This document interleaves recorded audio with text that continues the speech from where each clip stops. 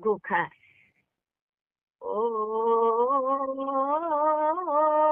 মুখে বোলা রাম কৃষ্ণ সনাতন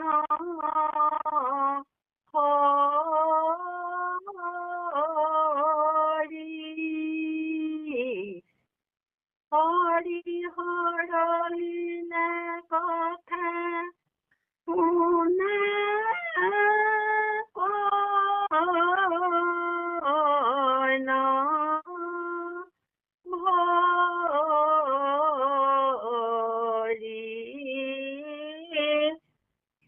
মুখে বোলা রাম কৃষ্ণ সনাতন হরি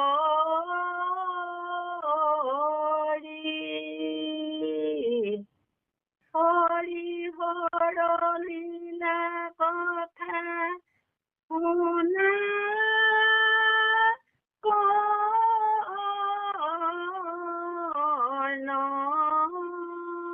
ভরি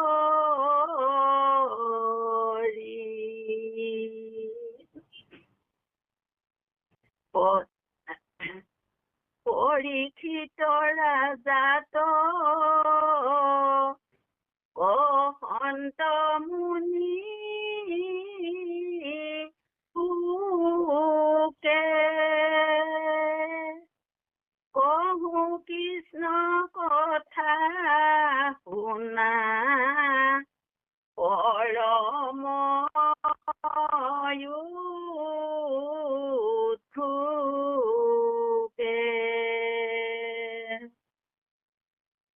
বিপরীত শ্রী মায়া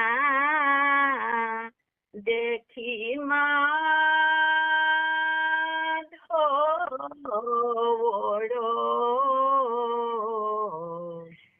শুনা যেন মতে কামাতুর ভয়লা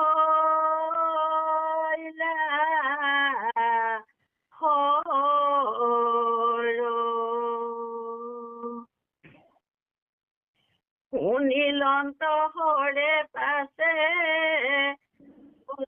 বিপরীত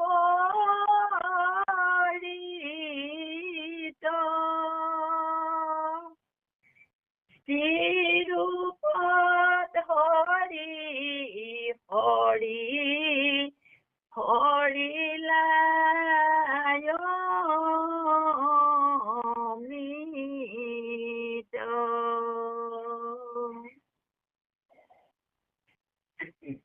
দেবক ভুঞ্জালা দানবর ভঙ্গ নীতি নয়নর মনতম রঙ্গ নয়নে দেখিব বিষ্ণু ভৈলা যেন নারী এহি বুলি বিষ ভত চৰিতি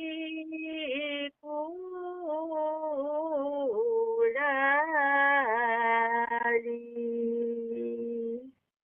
কৃষ্ণ প্ৰভু জানে কেইপদ গান কৃষ্ণ প্ৰভু কৃষ্ণ কৃষ্ণ কৃষ্ণ কৃষ্ণ দিয়ক আমি ভাগ জনাই লওঁ মাধৱ হৰিৰাম মাধৱ হৰিৰাম কৃষ্ণ জয় গুৰু শংকৰ সৰ্বগুণাকৰ যাকিৰি নাহি কেও পাম তোহাৰী চৰণ কৰে নহত কহুতি বা এক কৰোৰ প্ৰণাম বা এক কৰোৰ প্ৰণাম ভকতি প্ৰসাদ এই অনুষ্ঠানটিৰ লগত জড়িত হৈ থকা সমস্ত জনৰ চৰণত আমি এই থৈ সেৱাভাগ নিবেদন কৰিছো পৃথকে ক'ব বিচৰা নাই সময়ৰ তাগিদাত আমি সেৱা নিবেদন কৰিছো আজিৰ পাঠাচাৰ্যৰ আসনত আসন অলংকৃত কৰা অঞ্জলি দত্ত এগৰাকীকে প্ৰমুখ্য কৰি বিভিন্ন দায়িত্বত থকা পৰিচালক তথা অন্যান্য সমস্ত জনসাধাৰণতে আমি হৃদয়তা জনাইছো। আজি এটা অতি তাৎপৰ্যপূৰ্ণ অধ্যায় কীৰ্তন পুথিৰ আমি আপোনালোক মহামহন্তক এই খণ্ডটিৰ ওপৰত কাল্পনিকা বিশ্লেষণ কৰাৰ জৰিয়তে আপোনালোক মহামহন্তক সেৱা ধৰিবৰ কাৰণে সুযোগ দিছে। বোলে মূৰৰ ইষ্টদেৱ যাদৱ ৰায় সেৱা কৰিব নামেহে উপায় এই মহানামৰ জৰিয়তে আমি আমাৰ চৰণত কৃতজ্ঞতাৰ সেৱাভাগ জনাইছো। আৰু আমি আমাৰ সাধ্যও নাই সামৰ্থ্যও নাই, নিমিত্ত মাত্ৰ হৈ কেৱল মাত্ৰ আপোনাৰ মহামহন্তৰ চৰণৰ ধূলা শিৰত লৈ আপোনাৰ প্ৰতি দায়িত্ব পালনৰ হেতু আগবাঢ়িছো।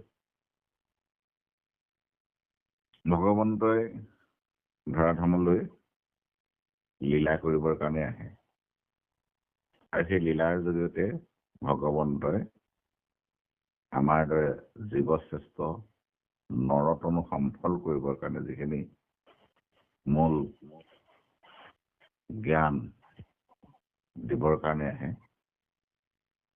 সেইকাৰণে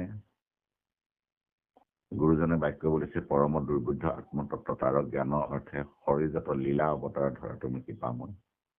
আমাৰ দায়িত্ব তাহানৰ চৰিত্ৰ সোধা হিন্দু তাত ক্ৰিয়া কৰি দীনবন্ধু চাৰি পুৰুষাৰ্থ তৃণভম কৰে।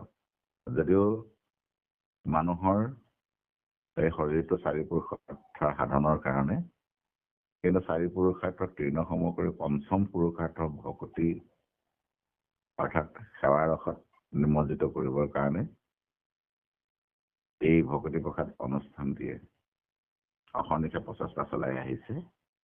আমিও তাৰ কিছু অংশীদাৰ হবলৈ পাই নিজকে সৌভাগ্যৱান বুলি মানিছো।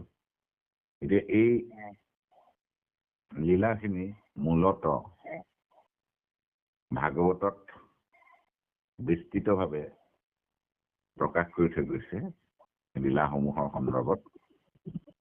এতিয়া মহাপুৰুষ গুৰু শ্ৰীমন্ত শংকৰদেৱে সেই ভাগৱতৰ পৰা এই মৌচাক ৰসগৰাটো মৌচ মানে কাঢ়ি আনি বুটলি আনি আমাৰ অসমীয়া সমাজৰ কাৰণে মৌচাক ৰূপে এই কীৰ্তন পুথি নিবন্ধ কৰাই নহয়, ইয়াত লীলাখিনি ক্ৰিয়ালৈ ৰূপান্তৰ কৰি থৈ গৈছে। যিখিনি লীলা সেই লীলাখিনি ক্ৰিয়ালৈ ৰূপান্তৰ কৰি দেখুৱাইছে। উদাহৰণস্বৰূপে তাত ৰাস লীলা আছিল, ইয়াত ৰাস ক্ৰিয়া। তাত হৰিহৰৰ যুদ্ধ আছিল, ইয়াত হৰিহৰৰ বিষয়ে ইয়াত সুন্দৰকে লীলা কথাখিনি পৰ্ণভাৱে শুনিবলৈ ইয়াত কৈছে। কীৰ্তন পুথিখনৰ আৰু এটা খুব ধুনীয়া ধুনীয়াকৈ কীৰ্তন পুথিখন সজাই তুলিছে। প্ৰথমতে চতুৰ্বিংশতি অৱতাৰ ভগৱন্তৰ যিখিনি অৱতাৰ ধাৰণ কৰি আমাক আচলতে জ্ঞান দিবৰ কাৰণে চেষ্টা কৰিছে, সেই গোটেইখিনি অৱতৰণৰ চতুৰ্বিংশতি অৱতাৰ চাৰিজনা কীৰ্তনৰ জৰিয়তে প্ৰকাশ কৰি থৈ গ'ল। লগে লগে নাম অপৰাধ আহিলে, গতিকে আমি নাম অপৰাধহীন হৈ ল'ব লাগিব। নাম ল'বৰ কাৰণে ধ্যানমগ্ন হ'ব কাৰণে ধ্যান বৰ্ণনখিনি দেখুৱালে ধুনীয়াকৈ। তাৰপিছত আমাৰ এই সংসাৰখন চাৰিওফালে ইমান ধৰণে মানে মায়াৰে পৰিপূৰ্ণ হৈ আছে। সেই মায়াক আমাক দেখুৱাই দিছে যে বিষয় বাসনাবোৰক দেখুৱাই দিছে এগৰাকী বেশ্যাৰূপে। গতিকে বেশ্যালয়বোৰ যেনেকৈ সজাই থৈ দিয়ে, তেনেধৰণে আমিও এই বিষয় বাসনাখনত বিষয় সংসাৰখনত আমি অজামিলৰ দৰে যাতে আমি পতিত হ'বলগীয়া নহয়, তাৰ কাৰণে সাৱধান বুলি শুনাই অজামিল উপাখ্যান তাত দিলে। বা কিবা কাৰণত যদি আমি সেই বিষয় বাসনাত পতিত হওঁ, তাৰ পৰা ওলাই অহাৰ যিটো প্ৰক্ৰিয়া, সেই প্ৰক্ৰিয়াটো অজামিল উপাখ্যানত দিলে। তাৰপিছত আমাক দেখুৱালে যে এটি শিশুসুলভ মনোভাৱেৰে আমি কেনেকৈ ভগৱন্তৰ উপাসনা কৰিব লাগে। এটি কাহিনী আমি সচৰাচৰ কওঁ, একেবাৰে চমু কাহিনী এটি কওঁ। ককাকে, গ্ৰাম্য পৰিৱেশৰ এটা কাহিনী, ককাকে বজাৰলৈ যাবলৈ ওলাইছে। নাতি পোৱালীয়ে বোলে, ককা ময়ো যাম বজাৰলৈ। ককাকে দেখিছে ইয়াক লৈ গ'লে আহুকাল হ'ব, গতিকে তাক নিনিও বুলি ক'লে। তুমি যাব নালাগে শুন। ককাকে কৈছে নহয়, নাতিয়ে কৈছে নহয় মই যামেই। শুন তুমি যাব নালাগে, তোমালৈ মই চকলেট লৈ আহিম। নহয় ককা মই যামেই। তুমি নালাগে যাবচোন, মই তোমালৈ ভাল চোলা কাপোৰ এযোৰ লৈ আহিম। এইবাৰ নাতি পোৱালীয়ে ধূলিতে বাগৰি দিলে, মই যামেই যামেই যামেই। যে এই কন্দা কটা শুনি আৰু ককাকে ৰ'ব নোৱাৰিলে। কেঁচুৱা মাকক লৰাই নাতি পোৱালী মাকক ক'লে, বোৱাৰীও ইয়াক কাপোৰযোৰ পিন্ধাই দে, চুলিখিনি খুন্দিয়াই দি লৈ যাওঁ আৰু। লৈ যোৱাৰ লগে লগে সি গোটেই বজাৰখনকে পালে, কিন্তু তাক প্ৰলোভন দিয়া হৈছিল যে চকলেটটো আনি দিম, কাপোৰ কানিযোৰ আনি দিম। এই সকলোবোৰ প্ৰলোভন নেওচি কেঁচুৱাৰ ধৰণে আমাৰ প্ৰতিও এই বিষয় বাসনাবোৰ এক প্ৰলোভন ৰূপেৰে সন্মুখত আহে। সেইবোৰ সকলোবোৰ নেওচি আমি কেনেকৈ ঈশ্বৰ কৃষ্ণত এটি শিশুৰ দৰে আমি শিশুসুলভ মনোভাৱেৰে আমি ভজনা কৰিব পাৰোঁ। তেতিয়াই আমি কেনেকৈ সমস্ত বিপদ বিঘিনিয়ে আমাক ভগৱন্তৰ বিঘিনিৰ পৰা আমাক উদ্ধাৰ কৰিব পাৰে, এই কথাখিনি আমাক সুন্দৰকৈ তাত দেখুৱাই থৈ গ'ল। তাৰপিছতে আহিলে গজেন্দ্ৰ উপাখ্যানতো আমাক ভাগৱতত ৩য় স্কন্ধত এটা খুব সুন্দৰকৈ অনাদি পাতনক দেখুৱাইছে। আমাৰ এই শৰীৰটোক 3টা ভাগত বিভক্ত কৰি দেখুৱাই থৈ গৈছে।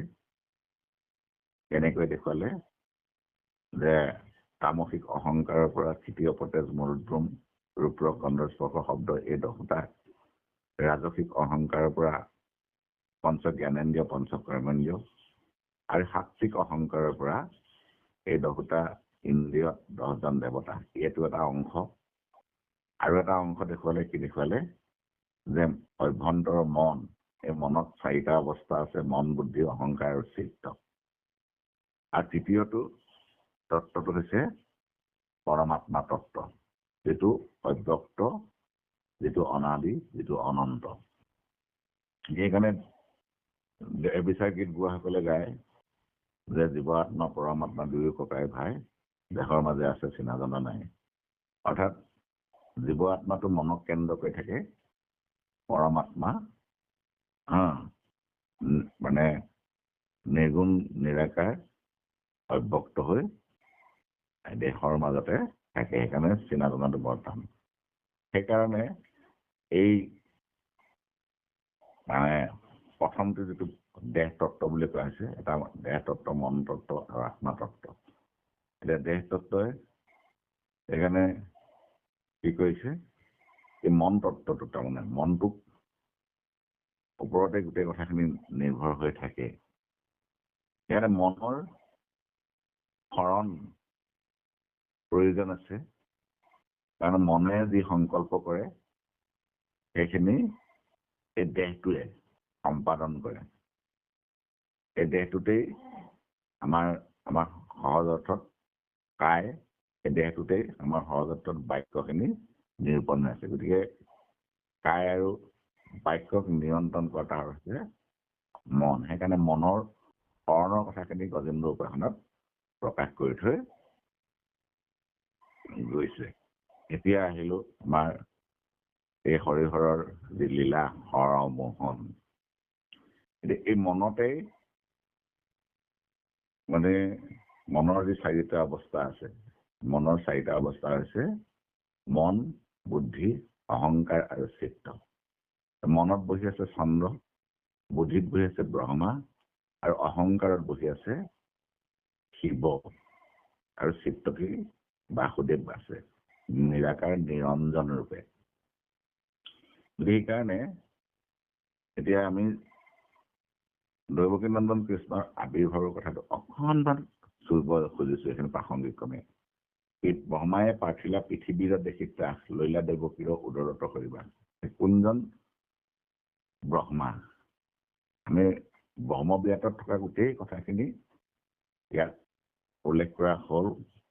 মানে আমি কৰিব খোজা নাই, সেইখিনি আমি ক্ষুদ্ৰ ব্যাতলৈকে আনিব খুজিছো। কাৰণ ব্ৰহ্মব্যাতত যিখিনি আছে সেইখিনি ক্ষুদ্ৰ ব্যাতত আছে। আৰু এইখিনি কথাই আমি যেতিয়া হৰমোহনৰ দ্বিতীয় কীৰ্তনজনা যেতিয়া পাঠ কৰিম তাত গোটেই কথাখিনি ওলাই পৰে। তাৰমানে মই সেইকাৰণে আজি পাম নাপাম নাজানো, কিন্তু আগতীয়াকৈ মই কথাকেইটা ক'ব খুজিছো।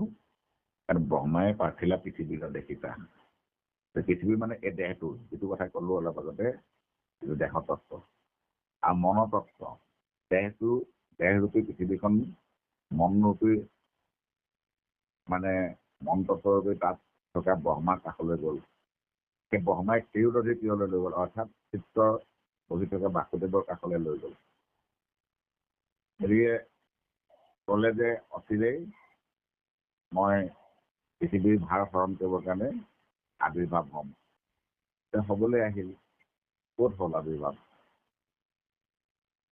ভাগৱতত দেখুৱাইছে যে আমি ক'ত কেনেকে আৱিৰ্ভাৱ হ'ল, কেনেকে মথুৰাৰ অন্ধকাৰ কাৰাগাৰত আৱিৰ্ভাৱ হৈ কেনেকৈ গোকুললৈ গ'ল, এই গোটেই কথাখিনি দেখুৱাইছে। আৰু এই গোটেই কথাখিনি আমাৰ এই ক্ষুদ্ৰ ব্ৰহ্মাণ্ডত এইখিনি সদায় সংঘটিত হৈ আছে। অৰ্থাৎ বসুদেৱ দৈৱকীৰ লগত বিবাহ কাৰ্য সম্পন্ন হোৱাৰ পাছত, সংগম হোৱাৰ পাছত কৃষ্ণ আৱিৰ্ভাৱ হ'ল। এতিয়া আমাৰ এই সাধু সন্ত মহন্তসকলৰ লগত সম্বন্ধ হৈ সংগম কৰিলে আমাৰ হৃদয়ত কৃষ্ণময় ভাৱনাৰ আৱিৰ্ভাৱ হ'ব। গতিকে এইখিনি কথা কিয় কোৱা হ'ল? এই কথাটো যেনেধৰণে তাত সংলগ্ন হৈ আছে, এই হৰহৰে লীলাৰ কথাটো ইয়াত সংলগ্ন হৈ আছে। কাৰণ এই অহংকাৰতেই শিৱ বহি আছে। মন, বুদ্ধি, অহংকাৰ আৰু চিত্ত, এই অহংকাৰত শিৱ বহি আছে। কিন্তু আমি সকলোৱে জানো যে শিৱ এজন মহাভকত। এই মহাভকত শিৱ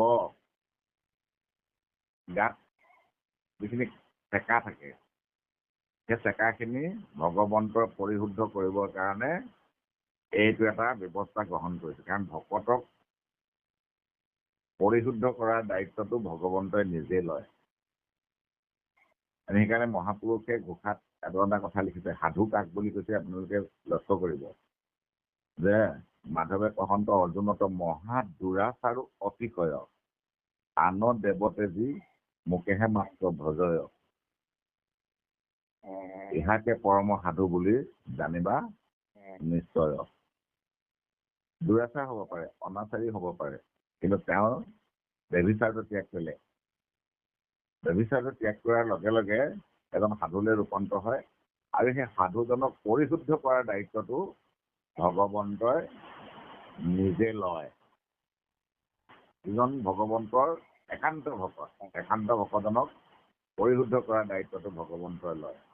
ঠিক তেনেধৰণে এতিয়া শিৱও ভগৱন্তৰ একান্ত ভকত হোৱাৰ কাৰণে এই শিৱক পৰিশুদ্ধ কৰিবৰ কাৰণে এই লীলা চৰিত্ৰটো ইয়াত মানে অৱতৰণ কৰিছে। কাজেই যে আমাক পৰিশুদ্ধ কৰিবৰ কাৰণে, তাৰমানে মোক পৰিশুদ্ধ কৰিবৰ কাৰণে ভগৱন্তই এই লীলা চৰিত্ৰটোৰ মাজেদি ইয়াত আমাক জ্ঞান দিব বিচাৰিছে। এই কথাখিনি আমি মনোনিৱেশ কৰি ল'লেহে দহোজনা কীৰ্তনৰে নিৰ্মিত এই হৰমোহন খণ্ডটিৰ কীৰ্তন বা পাঠ পৰ্যালোচনা আমাৰ সাৰ্থকতাটো আহিব। আমি প্ৰাৰম্ভিকতে এইকেইটা কথাই ক'ব খুজিছো। এতিয়া আমি মূল বিষয়বস্তুলৈ যাব খুজিছো। মুখে বোলে ৰাম কৃষ্ণ সনাতন হৰি, হৰিহৰ লীলা কথা শুনা কৰ্ণ ভৰি। এতিয়া মুখে ৰামকৃষ্ণৰ নাম আমি ল'ব লাগিব।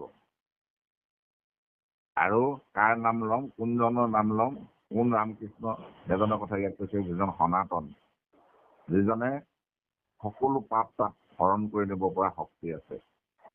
সেইজন ৰামকৃষ্ণৰ নাম আমি এই হৰিহৰ লীলা কথাৰ জৰিয়তে ইয়াৰ পৰা যিখিনি জ্ঞান পাম সেই জ্ঞানখিনি উপলব্ধ কৰি আমি সেই তাৰ মাজেদি আমি আগবাঢ়িব লাগিব। পৰীক্ষিত ৰাজাত প্ৰসন্ত মুনি সুখে প্ৰভু কৃষ্ণ কথা শুনা পৰম উৎসুকে। এয়াও আমাৰ সৌভাগ্য। পৰীক্ষিত ৰজাক কোৱাৰ চলেৰে আমাক কৈছে, আমি শুনিবৰ কাৰণে আমি সক্ষম হৈছো। বিপৰীত স্ত্ৰী মায়া দেখি মাধৱৰ শুনা জনমতে কামাতুৰ ভৈলাহৰ।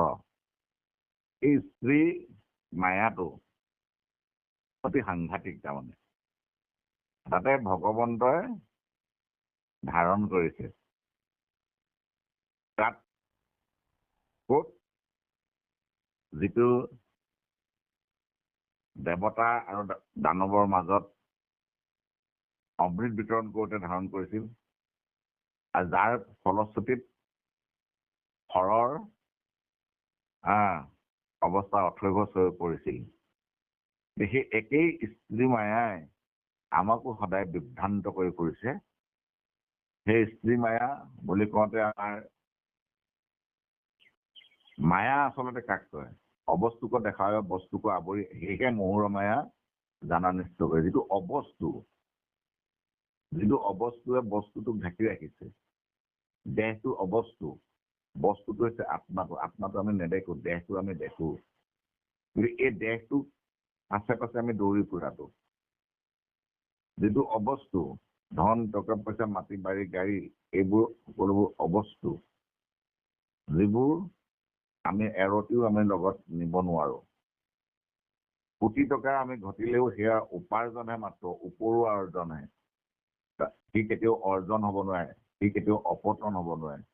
অৰ্জন অপতন ভক্তি, অৰ্জন অপতন নাম বস্তু, সেইটো আমি আমাৰ গুৰুত্বহীন হৈ পৰে এই যিটো উপাৰ্জন তাৰ পাছত দৌৰি ফুৰোতে।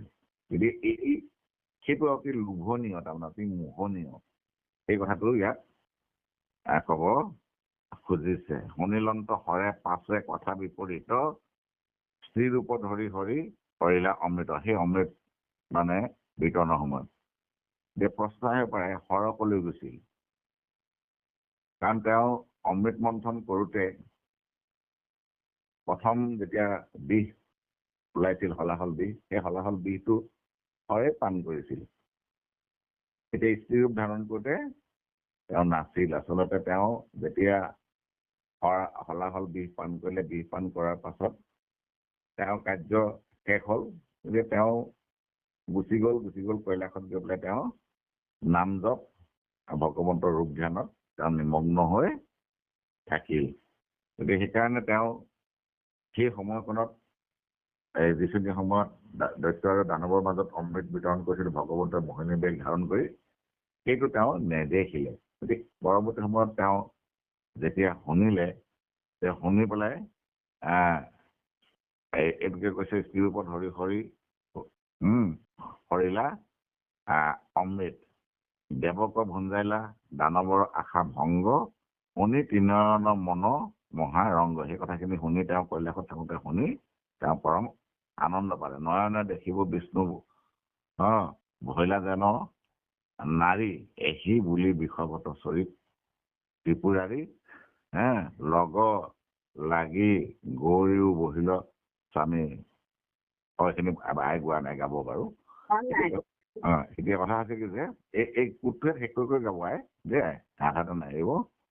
এতিয়া কথা হৈছে কি যে সেইকাৰণে তেওঁ যেতিয়া শুনিলে, তেওঁ চকুৰে চাবলৈ মন গ'ল। এই বুলি তেওঁ বৃষভ বাহনত উঠি গৌৰীকো লগতে লৈ তেওঁৰ যি আলধৰা নন্দী আৰু ভিংগী তেওঁলোকক লগত লৈ পেলাই তেওঁ যাত্ৰা আৰম্ভ কৰিলে। কৃষ্ণ কৃষ্ণ কৃষ্ণ। লগ লাগি গৌৰীও বহিল স্বামী কাছে, দেখি নন্দী আদি কৰি যত ভীত আছে কইলা খসানিয়া হবে কুবাবনি সান দন্দে সাতে বাজু ভন্দে ধরিল যুগান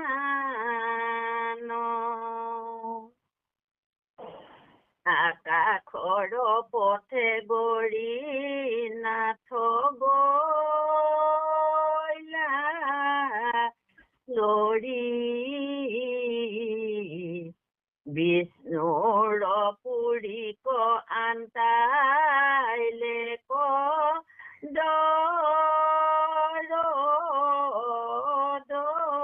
দৰি বিষ ভৰ নামি হৰ আৰু গৰিমা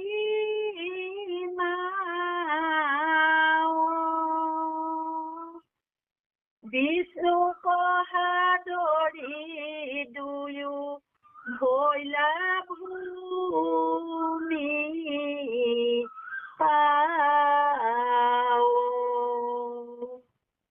মাধৱৰ মন্দিৰ দূৰতে কলি প্ৰণামিলা শংকৰে ৰিয়া কীৰ্তনাঞ্জলি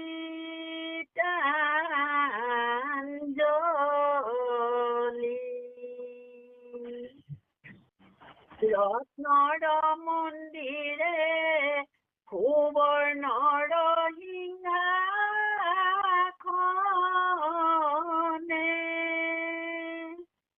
অনন্ত প্ৰকাশ বহি প্ৰভু নাৰায়ণে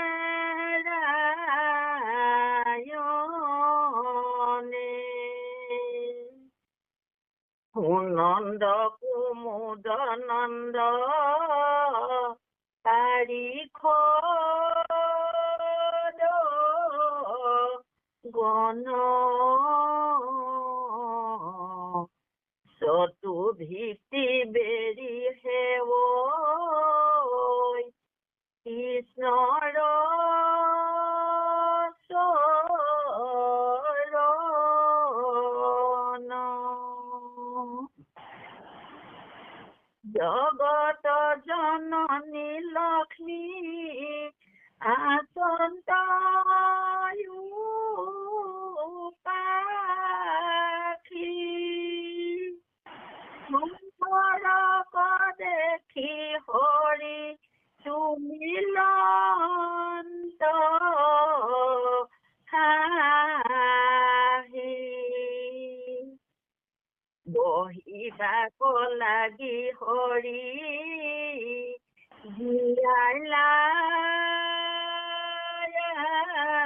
খন ভাইজু বহিল তাতে দেৱতী নয়ন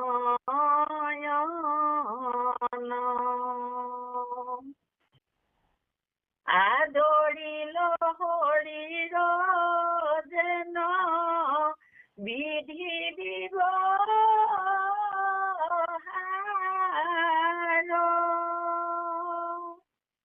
কৰিলা পাৰ্বতী হমে শিৱ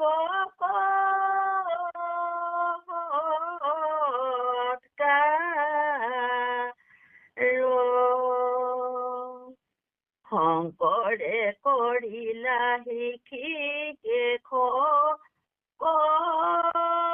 হে অলি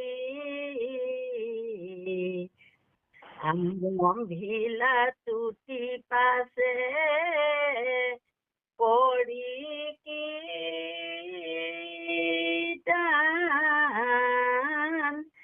অঞ্জলি কৃষ্ণ প্ৰভু মাধৱ ৰাম মাধৱ ৰাম মাধৱ ৰাম।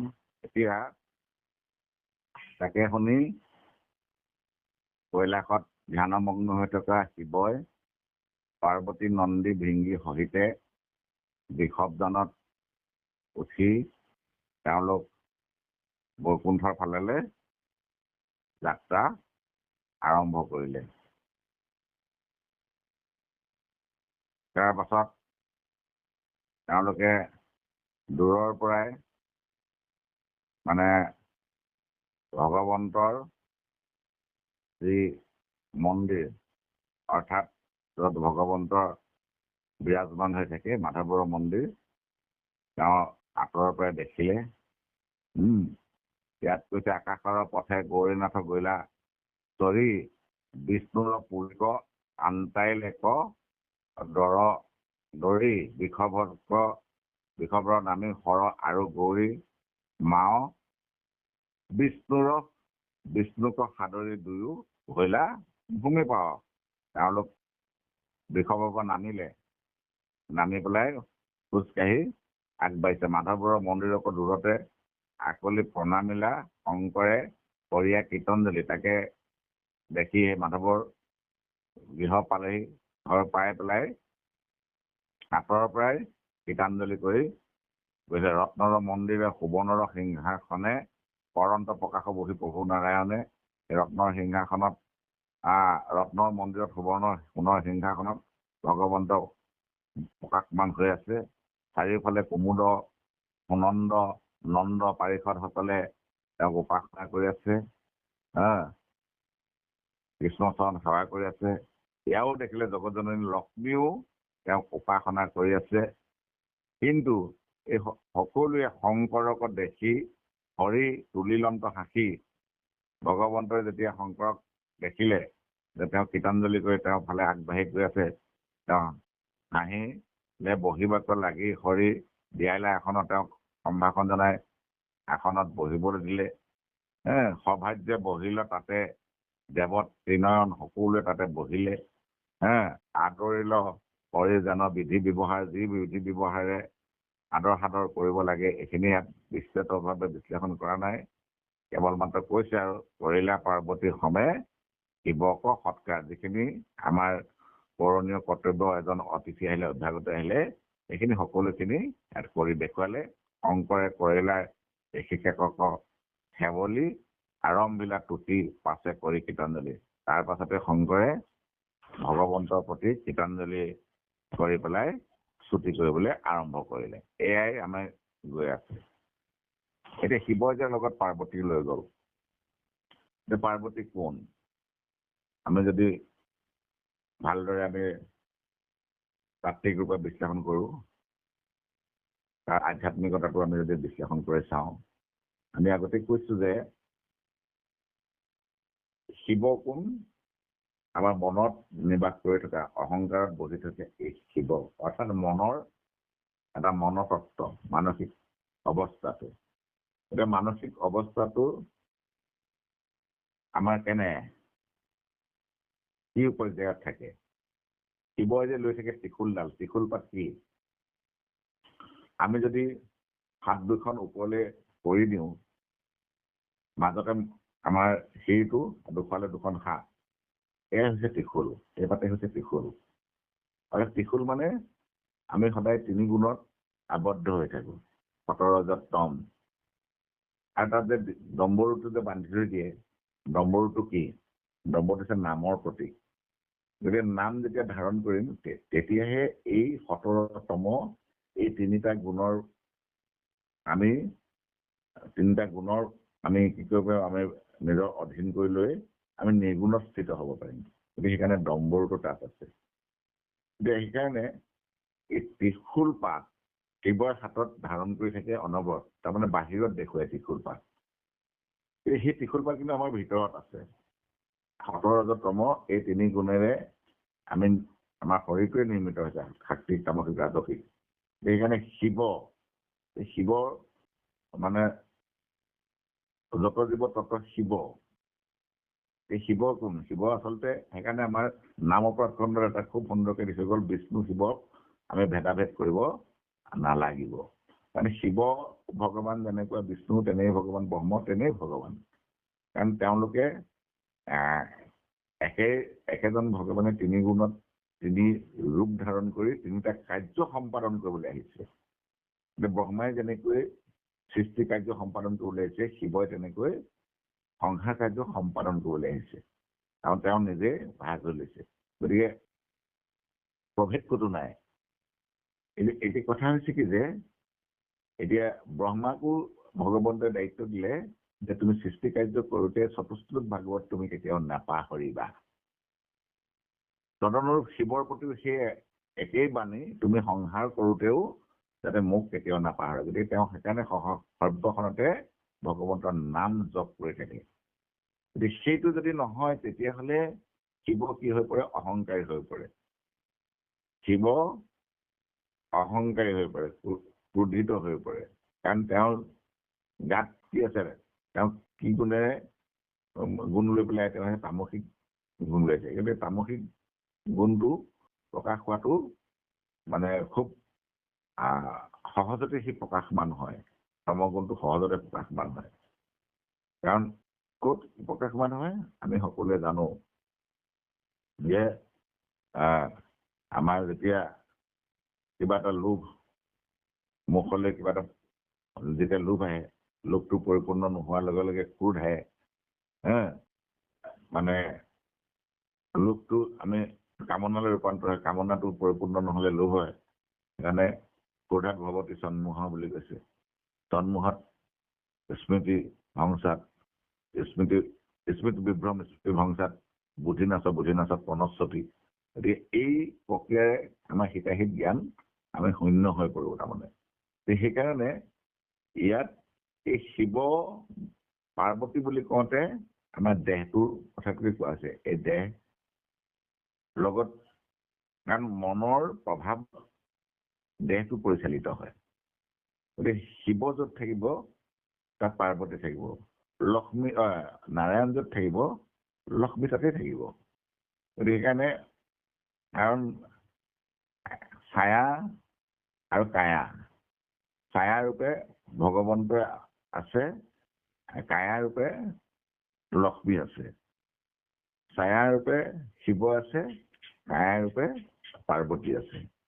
গতিকে সেইকাৰণে যেনেকৈ আমাৰ আত্মাটো নাথাকিলে এই শৰীৰটো অৰ্থহীন, আকৌ শৰীৰটো নাথাকিলে আত্মাত প্ৰকাশ হোৱাৰ স্থান নাই।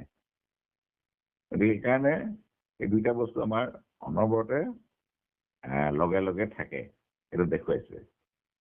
আৰু এতিয়া কথাটো হৈছে কি যে যেতিয়া মনৰ প্ৰভাৱত পৰি শৰীৰটোৱে যেতিয়া কৰ্ম কৰে, কায়টোৱে বা বাক্যই যেতিয়া কৰ্ম সম্পাদন কৰে মনৰ অনুকূলে, মনৰ নিৰ্দেশত এই কাৰ্য সম্পাদন কৰে। গতিকে এই কথাখিনিও ইয়াত আমাক দেখাবলৈ যত্ন কৰিছে। এতিয়া সেইকাৰণে আমি তিনি গুণৰ পৰা, তিনি গুণত থাকিলে আমি নহ'ব। তুমি প্ৰভু নিৰ্গুণ, গুণৰ সীমা নাই, নিৰ্গুণ হোৱা জীৱ সহি গুণ গায়। আমি তিনি গুণৰ পৰা ঊৰ্ধলৈ গৈ নিৰ্গুণত স্থিত হ'ব লাগিব। গতিকে সেইকাৰণে এই নিৰ্গুণত স্থিত হ'বলৈ হ'লে গোবিন্দৰ এই গুণলীলা চৰিতবোৰ, যিবোৰ তেওঁ ধৰাধামলৈ অৱতৰণ কৰি যাৰ জৰিয়তে আমাক জ্ঞান দিব খুজিছে, সেই জ্ঞানখিনি লৈ আমি নিৰ্গুণত আমি স্থিত হ'বলৈ যাব লাগিব। তাৰমানে আমি শিৱ হৈ থাকিলে নহ'ব, আমি বিষ্ণু হৈ থাকিলে নহ'ব।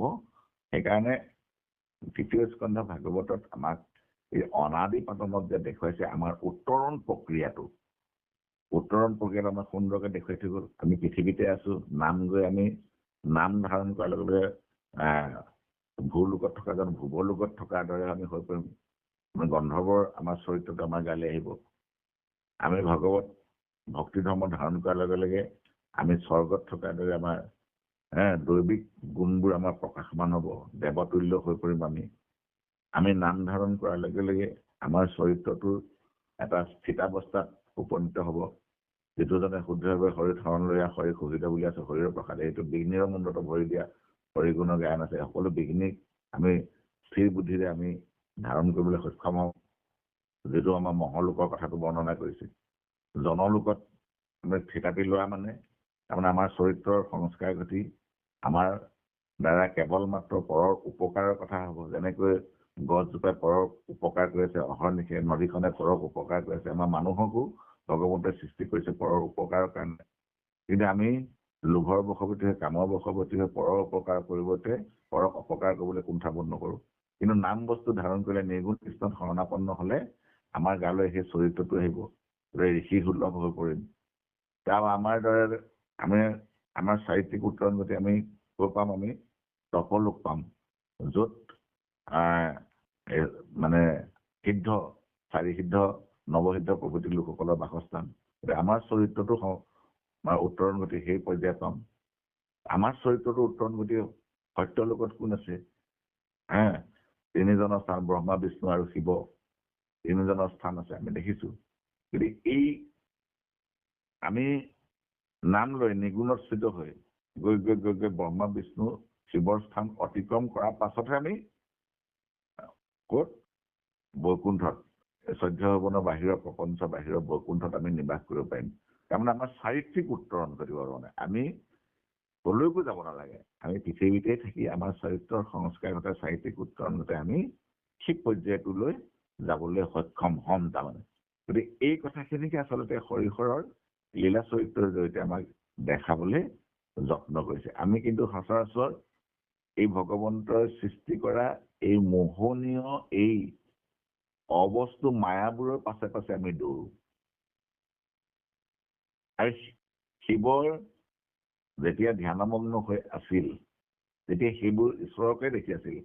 কিন্তু তেওঁৰ কাণত যেতিয়া আহি গৈ পেলাই পৰিল যে শিৱই অমৃত মন্থন কৰোঁতে এগৰাকী ভগৱন্তে অমৃত মন্থন কৰি এগৰাকী মোহিনী নাৰীৰ বেশ লৈ লৈছিল। কাণত পৰাৰ লগে লগে তেওঁ শুনিবলৈ মন গ'ল। এতিয়া কাণখন আচলতে কি?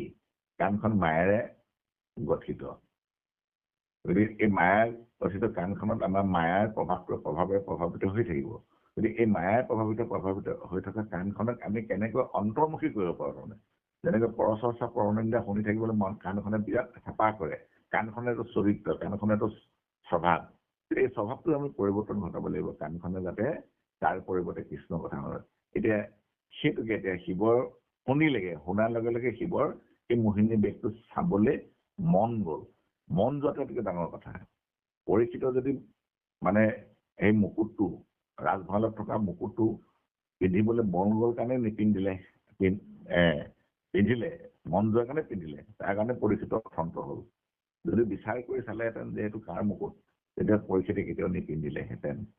এতিয়া শিৱয়ো এতিয়া মন যোৱাৰ কাৰণে এতিয়া এই মানে কুৎসিত মায়াটো চাবলৈ তেওঁৰ মন গৈছে। তাৰমানে তেওঁৰ বিচাৰটো কৰা হোৱা নাই। আমাক এই কথাখিনি শিকাব খুজিছে যে মনৰ বশৱৰ্তী হৈ যিকোনো কৰ্ম নকৰিবা, বিচাৰ কৰিবা। বিচাৰ কিহত কৰিবা? ভাগৱতৰ আধাৰত বিচাৰ কৰিবা। বিচাৰ কৰিবলৈ এটাতো আধাৰ লাগিব, এটা স্থল লাগিব।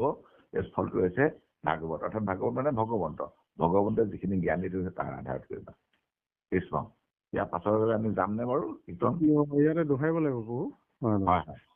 গতিকে এইকাৰণে আমি যদি ইয়াৰ পাছৰ কীৰ্তনজনা যদি আমি চাওঁ, তাতে গোটেই তত্ত্বখিনি অন্তৰ্নিহিত হৈ আছে।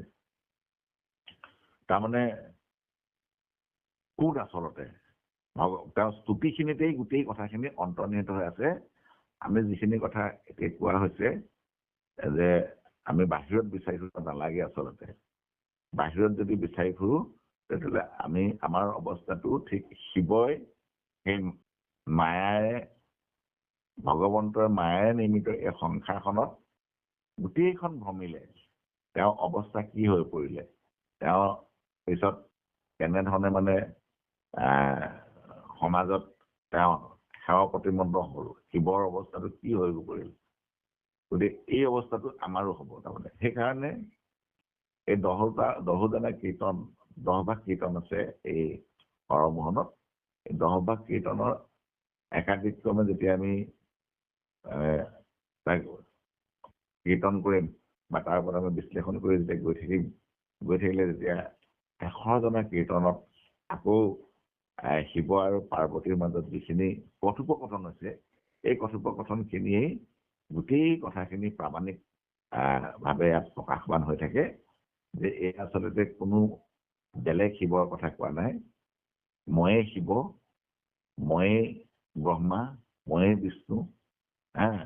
গতিকে আমাৰ কৰ্তব্যটো আমাক দেখুৱাই দিলে যে আমি 7টা কাৰ্যযুক্ত নাম ধাৰণ কৰিব লাগিব। নাম ধাৰণ কৰোঁতে শেষৰটো কাৰ্য চৈতন্যমূৰ্তি পূৰ্ণানন্দ হৰি থৈবন্ত তেন্তে এৰে একক কৰি তাৰ পৰ্যায়ে আমি পাবগৈ লাগিব। তেৱেহে নাম হ'ব উপশান্ত, পঢ়িলো পৰম তত্ত্ব একান্ত। গতিকে নামৰ পৰমাৰ্থিক তত্ত্বটো আমি বুজি এই নাম বস্তু, এই ভক্তি বস্তু আমি ধাৰণ কৰি থাকিব লাগিব। তেতিয়া আচলতে আমি আমাৰ এই গুৰুজনে ইমান সুন্দৰকে সংক্ষিপ্ত ৰূপত মূল সাৰ বস্তুখিনি উদ্ধাৰ কৰি অনা এই কীৰ্তন পুথিভাগ শ্ৰৱণ কীৰ্তন কৰাৰ প্ৰকৃত সাৰ্থক হ'ব বুলি আমি অনুভৱ কৰোঁ। কৃষ্ণ জয় গুৰু শংকৰ অপৰাধ বিনাশ। কৃষ্ণ কৃষ্ণ কৃপা লোৱা ইয়াতে দোহাই দিব দেই মা নম কৃষ্ণ। শংকৰে কৰিলা চিঠিকে খপে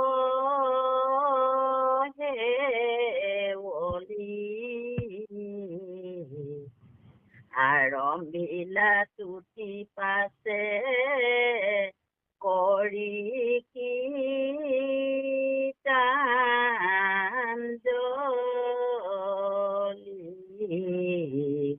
হৰি ৰাম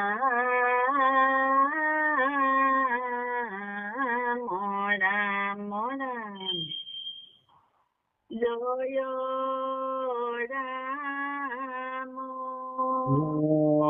ৰাম জয় নাৰায়ণ নাৰায়ণ জয় কৃষ্ণ কৃষ্ণ জয় জগত গুৰু শ্ৰীমন্ত শংকৰ জয় জগত গুৰু শ্ৰীমন্ত শংকৰ। ও হৰি হৰি